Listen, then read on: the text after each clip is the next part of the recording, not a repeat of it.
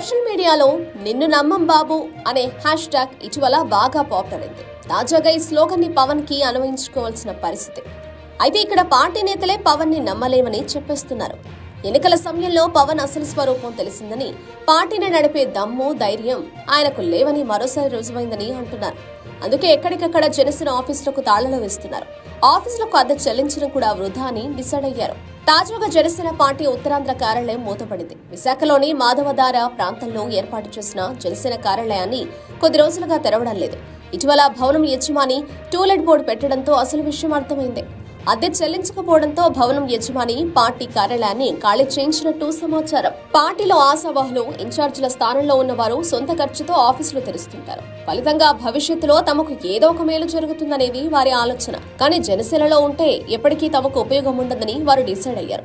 టీడీపీతో పొత్తుకి ముందు ఏపీలో అత్యధిక స్థానాల్లో జనసేన పోటీ చేస్తుందని అనుకున్నారంతా. ఆ మేరకు నియోజకవర్గ ఇన్ఛార్జీలు ఆ పదవి వస్తుందని ఆశించిన వారు భారీగా ఖర్చు పెట్టుకున్నారు.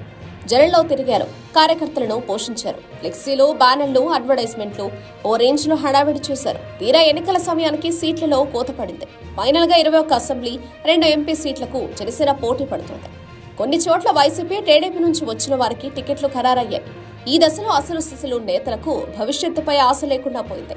కనీసం పార్టీ ఆఫీస్ మెయింటైన్ చేయడం కూడా వేస్ట్ అనుకుంటున్నారు. అందుకే జనసేన ఆఫీసులు ఒక్కొక్కటి మూతపడుతున్నాయి. ఇన్నాళ్ళు పవన్ కళ్యాణ్ ను నమ్ముకుని రాజకీయాలు చేశామని, తీరా ఎన్నికల సమయానికి తమని మోసం చేశారని అంటున్నారు జనసేన నేతలు. ఆ మాట పైకి చెప్పలేని వారు మౌనంగా బాధపరుస్తున్నారు. అయితే మోసపోయిన అందరూ పార్టీకి దూరం జరిగారు.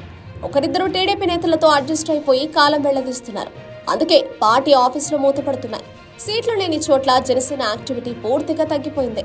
పవన్ పై నమ్మకంతో తమ వ్యక్తుల్ని, వ్యక్తిగత వ్యాపారాలను పక్కన పెట్టి చాలా మంది జనసేనలో చేరారు.